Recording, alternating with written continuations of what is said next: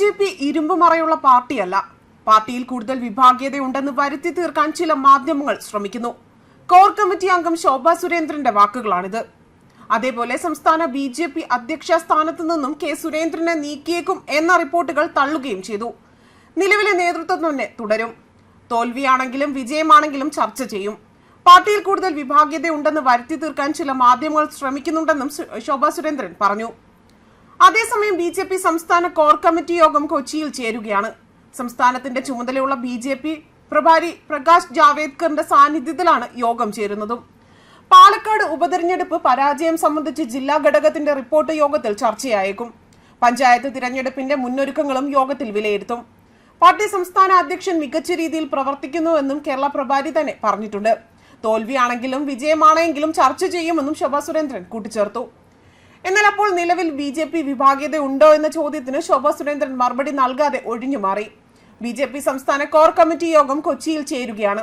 പാലക്കാട് ഉപതെരഞ്ഞെടുപ്പ് പരാജയം സംബന്ധിച്ച് ജില്ലാ ഘടകത്തിന്റെ റിപ്പോർട്ട് യോഗത്തിൽ ചർച്ചയായേക്കും. പഞ്ചായത്ത് തിരഞ്ഞെടുപ്പിന്റെ മുന്നൊരുക്കങ്ങളും വിലയിരുത്തി. അതേസമയം പ്രതിപക്ഷ നേതാവ് VD സതീശിനെ വെല്ലുവിളിച്ച് ശോഭാ സുരേന്ദ്രൻ രംഗത്ത് വന്നിരുന്നു. പാലക്കാട് മുനിസിപ്പാലിറ്റിയിൽ പന്തയം വെക്കാം. ഒരു മുനിസിപ്പൽ കൗൺസിലറിന് UDFന് അധികാരം ഉണ്ടാക്കാൻ സാധിക്കുമോ എന്നും ശോഭാ സുരേന്ദ്രൻ ചോദിച്ചു. തന്റെ ചിന്ത അടുത്ത തിരഞ്ഞെടുപ്പൊന്നും VD സതീശിന്റെ വെല്ലുവിളിയെ ശാന്തമായി BJP ഏറ്റെടുക്കുന്നുവെന്നും ശോഭാ സുരേന്ദ്രൻ കൂട്ടിച്ചേർത്തു. അടുത്ത തിരഞ്ഞെടുപ്പിൽ തൃശൂർ, തിരുവനന്തപുരം ഉൾപ്പെടെയുള്ള കോർപ്പറേഷൻ തങ്ങൾ ഭരിക്കും. താഴെ നിന്ന് മുദ്രാവാക്യം വിളിച്ചിട്ടുള്ള പാവപ്പെട്ട പ്രവർത്തകരെ മുനിസിപ്പൽ ചെയർമാൻമാരായിട്ടും കൗൺസിലർമാരായിട്ടും പഞ്ചായത്ത് പ്രസിഡന്റുമാരായിട്ടും ഇരുത്താനുള്ള തിരഞ്ഞെടുപ്പാണ് വരാനിരിക്കുന്നത്. പാർട്ടിയുടെ സംഘടനാ ഘടകം നാളിതുവരെ ഏൽപ്പിച്ച എല്ലാ ജോലിയും കൃത്യമായി ചെയ്തു തീർത്തിട്ടുണ്ട് എന്നും ശോഭാ സുരേന്ദ്രൻ പറഞ്ഞു. അഖിലേന്ത്യാ നേതൃത്വവും സംസ്ഥാന ഘടകവും ശോഭ എന്ത് ജോലി ചെയ്യണമെന്ന് തീരുമാനമെടുക്കാറുണ്ട്. ആ പണി വരെ നല്ല രീതിയിൽ ചെയ്തു തീർത്തുവെന്നും ആത്മവിശ്വാസമുള്ള ഒരു സാധാരണക്കാരിയാണ് ഞാനെന്നും ശോഭാ സുരേന്ദ്രൻ പറഞ്ഞു. പ്രമീള ഉന്നയിച്ച കാര്യങ്ങൾക്കുള്ള മറുപടി സംസ്ഥാന അധ്യക്ഷൻ കൊടുത്തിട്ടുണ്ട് എന്നും ശോഭാ സുരേന്ദ്രൻ പറഞ്ഞു. സംസ്ഥാന അധ്യക്ഷൻ പറഞ്ഞതിനേക്കാൾ കൂടുതലായിട്ടാണ് ഞാൻ എന്താണ് എന്ന് പറയേണ്ടത്. നേതൃത്വത്തിൽ മാറ്റം വേണ്ടിവരുമോ എന്ന ചോദ്യത്തിന് കൃത്യമായ മറുപടി ശോഭാ സുരേന്ദ്രൻ നൽകിയില്ലായിരുന്നു. അതിന് വ്യക്തമായ മറുപടി കുമ്മനം രാജശേഖരൻ നൽകിയിട്ടുണ്ട് എന്നും അദ്ദേഹത്തെക്കാൾ വലിയ ആളല്ല താൻ എന്നും ശോഭാ സുരേന്ദ്രൻ വ്യക്തമാക്കി. അതേസമയം BJPയിലേക്ക് വരാൻ തെക്കൻ കേരളത്തിലെ ഉന്നത നേതാവിന്റെ മകൻ ചർച്ച നടത്തിയെന്ന വെളിപ്പെടുത്തലുമായി ശോഭാ സുരേന്ദ്രൻ രംഗത്ത് വന്നിരുന്നു. കൂടാതെ BJPയിലേക്ക് ചേക്കേറാൻ നിരവധി ആളുകൾ തയ്യാറായിരിക്കുകയാണ് എന്നും, അതായത് CPMൽ നിന്നും ഇനിയും നേതാക്കൾ BJPയിലേക്ക് എത്തുമെന്നാണ് ശോഭാ സുരേന്ദ്രൻ വ്യക്തമാക്കിയത്.